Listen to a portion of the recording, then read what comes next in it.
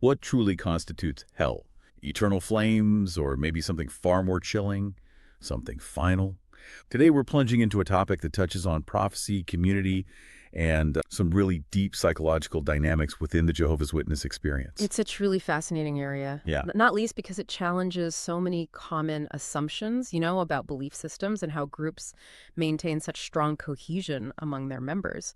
And we've got a really comprehensive set of sources for this deep dive, ranging from theological interpretations, organizational publications, all the way to sociological studies and some deeply personal accounts from former adherents. And our mission, like always, is to unpack the most important nuggets of knowledge from all these sources so you can truly understand what's really at play here. So what does this all mean for us today? Well, we'll explore how specific doctrines, particularly around Armageddon, shape the lives of adherents. We'll also delve into the organization's unique and often, frankly, surprising history with predictions. Yes. And uncover the powerful mechanisms of control that seem to be in place. Okay, let's get into it. Let's start with a foundational concept that maybe many people misunderstand. When we think of hell, in that traditional sense, often we picture, eternal conscious torment, right? Right. But Jehovah's Witnesses have a very different, very explicit stance on this. How do they define it? That's exactly right.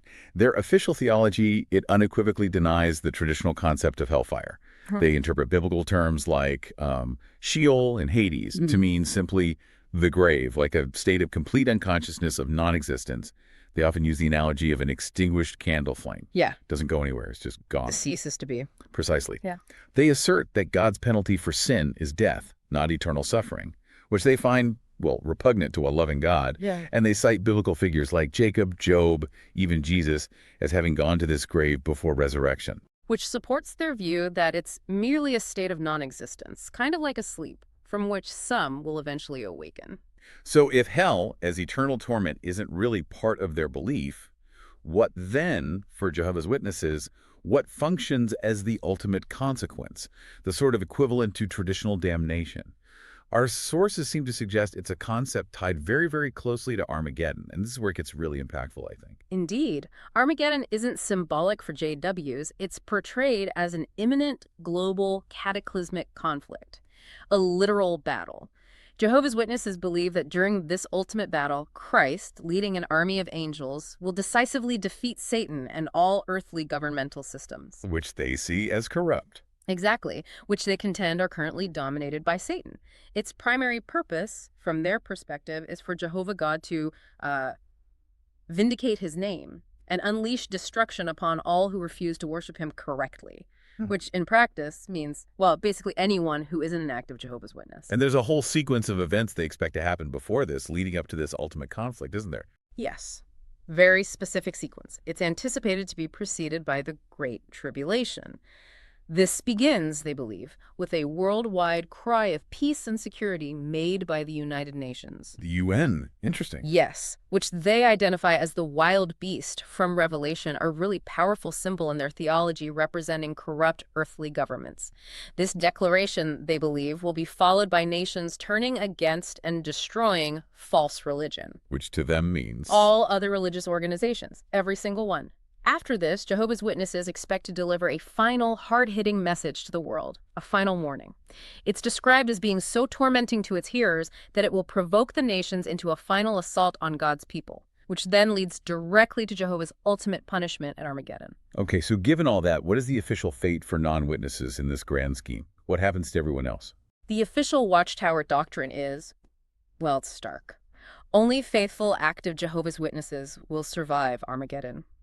All non-JWs, particularly those who knowingly and willfully rejected their teachings during their mortal lives, they face Gehenna, which symbolizes complete and eternal destruction, meaning they will not be resurrected, ever. No second chance. No, it's an absolute, irreversible cessation of their existence. There's no coming back from that. That sounds incredibly final. I mean, while it's not conscious torment, the idea of never existing again, that seems profoundly terrifying in its own right. Our sources talk quite a bit about the psychological impact of this specific doctrine. Absolutely. And that's a key point. Despite rejecting conscious torment, the Armageddon doctrine instills a deep, almost existential fear of absolute annihilation for anyone outside the group. For a religion that promises everlasting life, the prospect of never existing again is presented as the most severe and definitive punishment imaginable. It's the ultimate loss, and this fear is amplified significantly because it means non-witness family and friends face the exact same destruction if they don't convert. Right. The stakes are incredibly high, personally. Immensely. It creates immense psychological pressure on active members. It drives their evangelistic efforts. They genuinely believe they're saving lives. And it fosters this deep, pervasive anxiety about the ultimate fate of their loved ones outside the organization. It's a chilling paradox then, isn't it? Yeah. It feels like by removing the possibility of even a tormented existence, they might actually make the fear of non-existence even more stark, more absolute. That's a crucial point, I think. The complete erasure from existence, the loss of all future possibility, including any potential resurrection. Well, it can be seen as equally, if not more, existentially terrifying. It negates the very essence of being. The ultimate punishment becomes the complete cessation of you, without even the memory of having existed. And yet our sources do mention an internal struggle, that many rank-and-file JWs grapple with this idea. What does that look like? Yes, that's right. While the official doctrine clearly states all non-JWs will be destroyed, the research indicates that many JWs really struggle accepting that a loving God would only save witnesses and nobody else. Some sources even suggest that, maybe 90+% probably don't actually believe it quite so starkly in their hearts. Really? That high. That's what some research suggests, yes. Some privately hope more non-JWs might be saved, or maybe even repent during the Great Tribulation itself. It reveals this cognitive dissonance, right? A tension between the strict official line and perhaps more empathetic personal beliefs. And the organization seems to implicitly tolerate this private nuance, maybe to prevent widespread disillusionment and defection, just as long as members outwardly conform. It's kind of delicate balance they maintain. So, okay, we've explored this really unique and frankly terrifying concept of non-existence, but how does an organization maintain that belief, that constant sense of impending doom, especially when specific urgent prophecies don't actually materialize? Our sources reveal this fascinating history of unfulfilled predictions and, maybe more importantly, the strategic ways the Watchtower Society reinterprets them to preserve its authority. This is truly a defining characteristic. You're right. The Watchtower Society, or WTS, it has this well-documented, very consistent history of making specific date-based predictions. We're talking major biblical events, Christ's second coming, the establishment of the kingdom, Armageddon itself, and almost without exception, these pronouncements have gone unfulfilled. Almost without exception. Yes. And the profound insight here, I think, is that this isn't just a series of mistaken predictions. It's more like a systemic organizational approach. It seems designed to preserve the perceived infallibility of the governing body, their central leadership, in the eyes of the followers. Okay, let's unpack this history a bit more. What are some of the most prominent examples, these unfulfilled prophecies and how the organization handled the fallout? Well, the pattern started quite early, from as early as the late 1800s, like with Charles Taze Russell's predictions for 1878 and then 1881. These were about the harvest and the translation of saints to heaven. When those events failed to occur visibly, They changed the story. the interpretation of what did happen was immediately revised, yes. So 1878 was reinterpreted as the point when nominal Christian churches were cast off by God. And the 1881 failure led to this new idea that death became a blessing for the saints, meaning they became instant spirit beings upon dying, rather than being visibly translated. Okay. And what about 1914? That's a date that still seems really important for JWs today. Indeed. 1914 was initially predicted with immense certainty. It was supposed to be the end of the Gentile times, the time of trouble, the complete overthrow of all earthly governments culminating in Armageddon, the whole package. But obviously that didn't happen visibly. No. So when these visible events didn't materialize, the date was retrospectively reinterpreted. It became the beginning of Christ's invisible rule in heaven and the start of the last days. The outbreak of World War I was then pointed to as a key sign, proof of this invisible enthronement. Ah, linking it to world events. Exactly. So despite its original prophetic failure, 1914 remains a cornerstone of current JW theology, just reframed as this pivotal invisible event. And there were other equally dramatic predictions after that point. Oh, yes. In 1925, Joseph Rutherford, who was Russell's successor, he confidently predicted the literal earthly resurrection of ancient patriarchs and prophets, like Abraham, Isaac, Jacob, returning to Earth. Literally returning. Literally, this prediction failed quite dramatically, and it prompted Rutherford to actually admit his error, which was unusual. Controversially, the organization even built a mansion called Beth Sarum in San Diego back in 1929, specifically intended to house these returning figures. Yeah, that whole doctrine was finally dropped in 1950. It really shows a profound level of literal expectation and then the subsequent need to adjust when reality didn't cooperate. And perhaps the most widely discussed one, the one people outside the group might have heard of, 1975. Yes, 1975. Publications in the 1960s strongly suggested that 1975, marking 6,000 years from man's creation according to their chronology, would usher in Christ's millennial reign and Armageddon. They used phrases like trustworthy Bible chronology and insisted it was not tentative, but is accepted as a certain date. Very strong language. But again, it passed. It passed without incident. Initially, the WTS blamed the rank-and-file members, said they were misreading or had wrong premises. Blind the followers. Initially, yes. Later in 1980, they did acknowledge and express some regret for how strongly they'd pushed the date, but ultimately asserted there was never an explicit prophecy directly from them. Kind of nuanced backtracking. So it sounds like a pretty sophisticated approach, really, to maintaining authority despite these misses. How do they actually explain these recurring failures to their members? What's the mechanism? They use several key concepts strategically. One is this idea of new light, or an increase in knowledge happening during the time of the end. This implies a progressive, divinely guided understanding coming through the governing body. So earlier understandings weren't exactly wrong, just incomplete. It allows for change without undermining authority. They also claim these serious disappointments, as they call them, served as a sifting process, separating the truly faithful from those who lack loyalty or patience. Turning failure into a loyalty test. Essentially. And as we saw with 1975, they sometimes explicitly blamed adherents for misreading or getting overly enthusiastic about their pronouncements. The organization consistently maintains that God's word itself hasn't failed, only human interpretations or expectations. This constant state of learning or refining reinforces the governing body's authority. It actively discourages critical examination because questioning can be framed as a lack of faith or spiritual understanding. You're supposed to wait for the new light. That's fascinating. It really does seem to preserve their claim of being God's sole channel of communication, even with such a demonstrable record of, well, error. Precisely. If truth is constantly evolving, constantly getting lighter and lighter, as they say, and past failures are blamed on individuals or framed as this necessary sifting, then adherents become utterly dependent on the organization, on the leadership, to dictate what to believe now and what to expect next. Yeah, you need for the latest update. Exactly. It reinforces the governing body's authority and makes questioning their current directives extremely difficult, if not impossible, for members who want to remain in good standing. So we have this powerful doctrine of Armageddon, this terrifying promise of annihilation, combined with a history of constantly reinterpreting prophecy, which actually reinforces the central authority. How do these things, along with other factors, weave together to create what seems like a powerful system of control for members? This brings us to a crucial synthesis of these ideas, yeah. The core Jehovah's Witness believes that we are living in the last days and that Armageddon is approaching fast. Well, it cultivates this pervasive sense of urgency among adherents, this perceived imminence, this feeling that the end is right around the corner. It profoundly influences life decisions.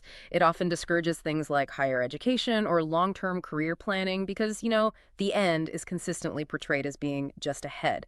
Why invest in a world about to be destroyed? Right. Focus on the ministry. Exactly. This apocalyptic worldview also fuels that zealous door-to-door evangelism we talked about. Members genuinely believe they are actively saving lives before the impending global destruction. And the organization explicitly teaches that the destruction of those who reject their message at Armageddon is necessary to ensure the new earthly society will be composed solely of willing subjects. And within that worldview you mentioned earlier, there's also a very strong us versus them mentality, correct? Separateness. Yes, absolutely fundamental. A core aspect of the Jehovah's Witness worldview is the belief that all current government systems are dominated by Satan.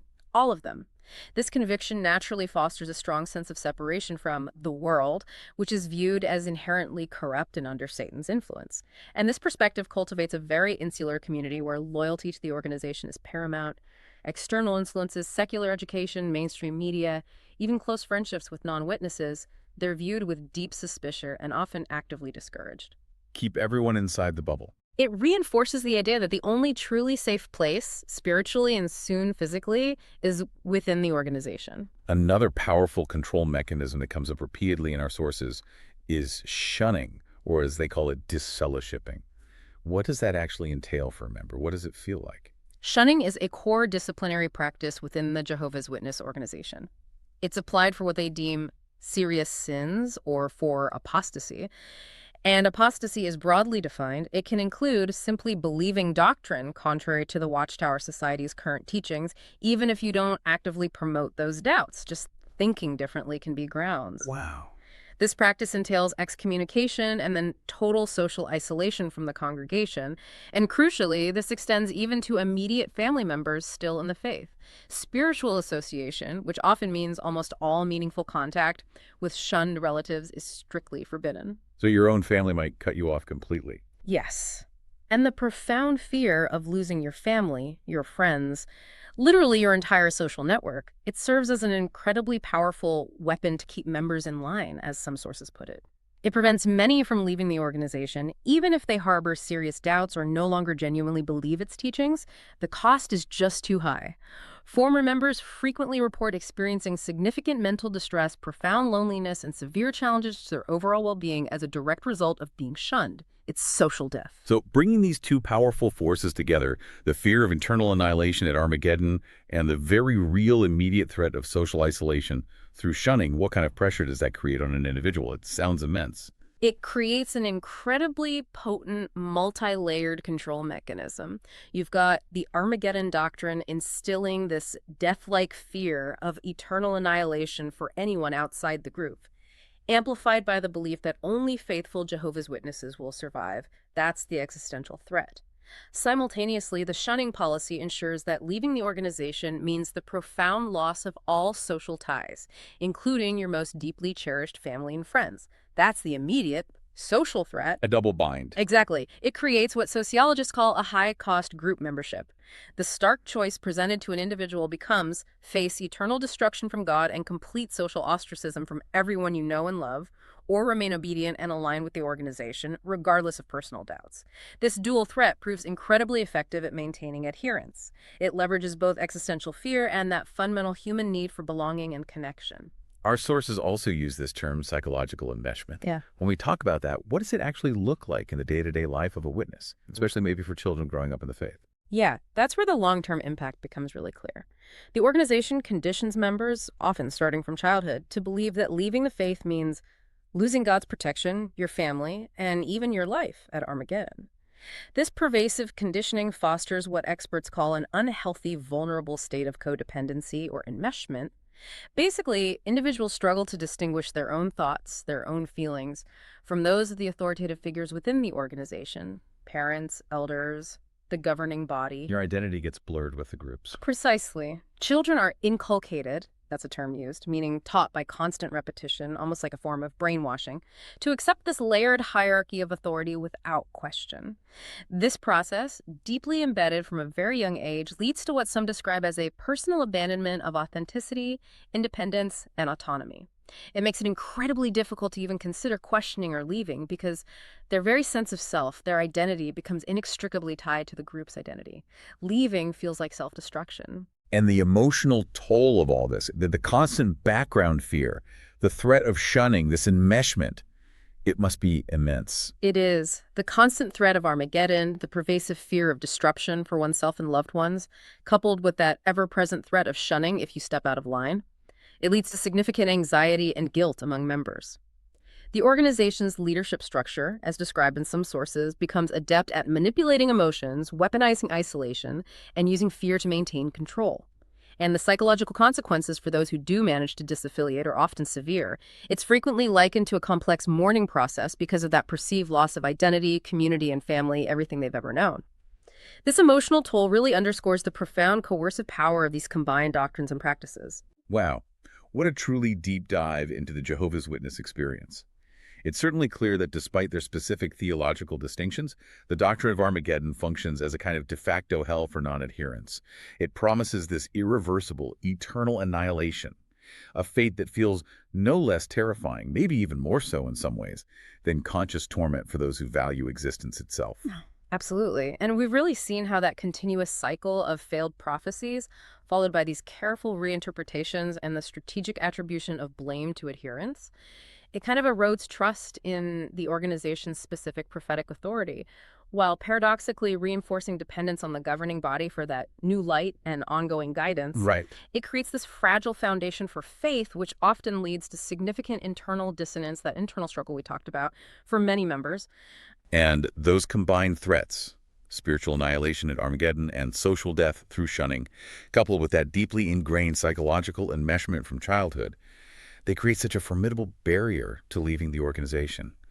Disaffiliation isn't just changing your mind about beliefs, it's a profound, often incredibly traumatic severing of identity, community, and family ties. So, thinking about the listener, what does this all mean for you? If you, or maybe someone you know, is currently within the Jehovah's Witness faith and perhaps questioning their beliefs, it seems crucial, based on these sources, to seek external, unbiased information. And importantly, to connect with support networks outside the organization. Yeah. This can help foster independent critical thinking and maybe help recognize the deep psychological conditioning that might be at play. And specifically for those considering leaving, the sources strongly suggest prioritizing the establishment of new support systems before actually disaffiliating. That seems paramount. This proactive approach could significantly mitigate the severe impact of shunning and that profound loss of identity. Therapy, connecting with XJW communities, these can be absolutely vital resources during what's clearly a very challenging transition. And finally, perhaps for family members outside the faith who have loved ones inside, fostering an understanding of these control mechanisms, understanding the incredibly difficult position their loved ones are in, that seems crucial too. Maintaining contact where possible, even if it's limited by the organization's rules, might provide a vital lifeline and potentially a pathway for future connection should their loved one ever choose to explore leaving. A truly thought-provoking deep dive. Thank you so much for unpacking all of that with us, and thank you for joining us on the deep dive. Until next time, keep exploring, keep questioning, and keep seeking that deeper understanding.